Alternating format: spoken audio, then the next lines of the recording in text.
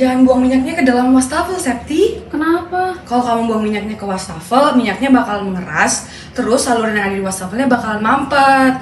Lama-kelamaan sisa-sisa makanan yang ada di saringannya bakalan busuk, terus bakalan jadi nggak enak deh baunya dari wastafel. Terus ini kita kemana ya? Yaudah, kita simpan dulu minyaknya, kamu ikut aku.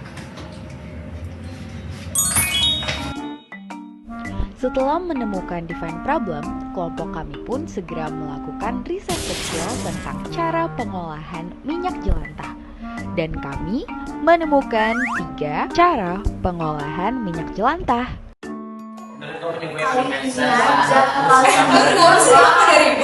Ini loh dia nih berdua Ini nih. yang paling sekolah. Sebenarnya tapi punya gue tuh. Enggak, punya lu paling enggak. Jadi kita itu pengen ngolah minyak jelantah tujuan kita. Tapi mereka tuh aneh banget karena mereka pengen bikin lilin sama pengen bikin sabun dari minyak jelantah. Tapi bagus ya Itu sih buat iya, lilin. iya kan sabun juga bermanfaatnya loh. Tuh. Masa buat emak-emak gitu loh kayak bisa itu Cuk. dipakai. Tapi menurut Pusing gue, deh. kalau kita mau mengolah minyak, kita perlu banyak ngomongin. Karena kita perlu pertimbangan waktu, sama bahan dan juga alat yang boleh digunakan.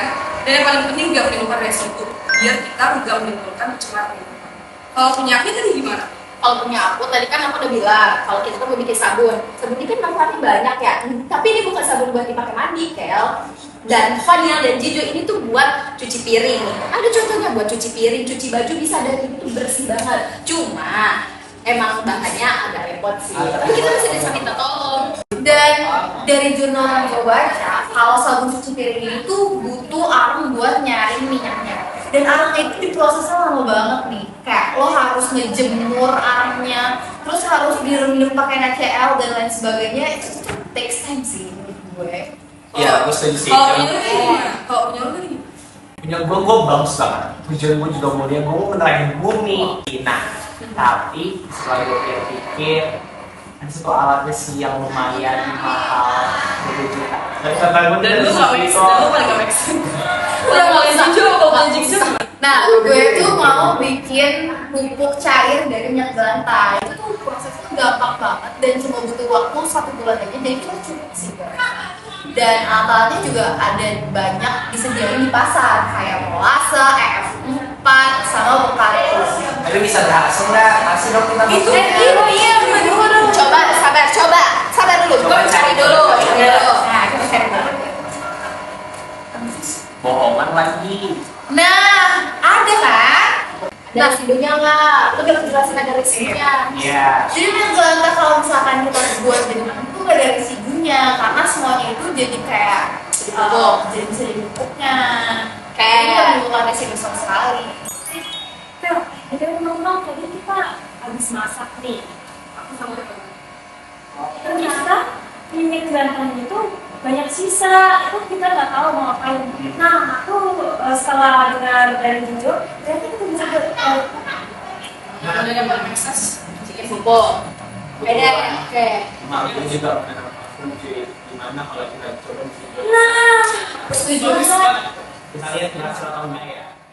Dalam proses planning, kami menemukan ada 2 jurnal yang memiliki cara berbeda dalam membuat pupuk. Perbedaan di 2 jurnal tersebut terletak pada penggunaan bekatul dan juga penggunaan kulit pisang. Sehingga kami memutuskan untuk membuat 2 percobaan agar dapat menghemat waktu. Sebelum tahap perencanaan, kami juga sudah membuat visualisasi untuk mengimajinasikan proses yang akan kami lalui.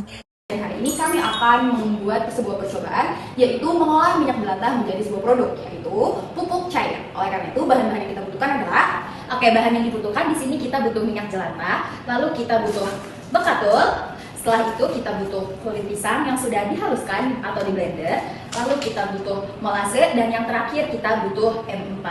Nah, di sini juga kita membutuhkan alat bantu, Yaitu alat-alatnya adalah wadah sebagai tempat untuk mencampur, ada gayung, ada selang, juga ada gelas ukur berukuran 250 ml, lalu ada alat bantu untuk melubangi, ada gunting, ada pipet berukuran 10 ml, lalu ada 4 botol aqua berukuran 1,5 liter. Dalam proses prototyping, kami menggunakan minyak jelantah sebanyak 1 liter. Selanjutnya, kami mencampurkan bekatul dengan ukuran 100 gram. Bekatul berfungsi sebagai sumber makanan bagi mikroba karena mengandung nutrisi seperti vitamin B dan karbohidrat yang membantu mempercepat proses fermentasi. Kami juga mencampurkan EM4 sebanyak 10 mili. EM4 berfungsi untuk memperbanyak mikroorganisme pengurai agar proses perubahan minyak menjadi pupuk cair berjalan lebih cepat. Setelah itu, kami menambahkan molase sebanyak 30 mili yang berperan sebagai energi awal untuk mengaktifkan mikroba yang membuat mikroba kuat, aktif, dan cepat menguraikan minyak jelantah menjadi pupuk cair yang bermanfaat bagi tanaman. Setelah diaduk, tuangkan bahan-bahan ke dalam botol yang berisi 500 ml air. Fungsi air adalah sebagai pelarut, pengaktif mikroba, dan pengatur kelembapan agar fermentasi berjalan dengan optimal. Tahapan yang digunakan pada percobaan kedua masih sama, hanya saja bekatul digantikan dengan kulit pisang sejumlah 100 gram. Fungsi kulit pisang adalah sebagai makanan bagi mikroorganisme. Ini yang menggunakan bekatul, dan ini yang menggunakan kulit pisang. Setiap seminggu sekali, kami juga secara rutin membuka tutup botol pupuk untuk mengeluarkan gas hasil dari fermentasi.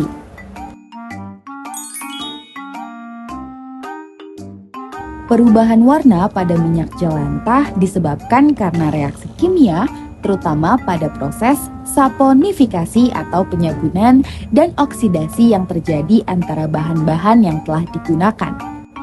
Minyak jelantah juga memiliki peran dalam mengubah warna karena mengandung senyawa hasil degradasi termal atau pemanasan dan oksidasi yang membuat senyawa-senyawa ini dapat bereaksi lebih lanjut. Setelah minyak jelantah berubah menjadi pupuk, kami melakukan uji coba pada tanaman kangkung. Uji coba dilakukan dengan rasio 2:2, yang artinya 2 scoop dari media tanam apel tanah kokopit dan 2 kucuran dari pupuk cair. Berikut adalah hasil pertumbuhan tanaman kangkung dalam 1 minggu.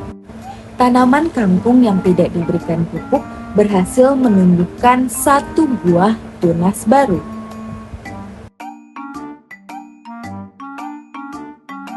Tanaman kangkung yang diberikan pupuk bekatul menumbuhkan 3 tunas baru.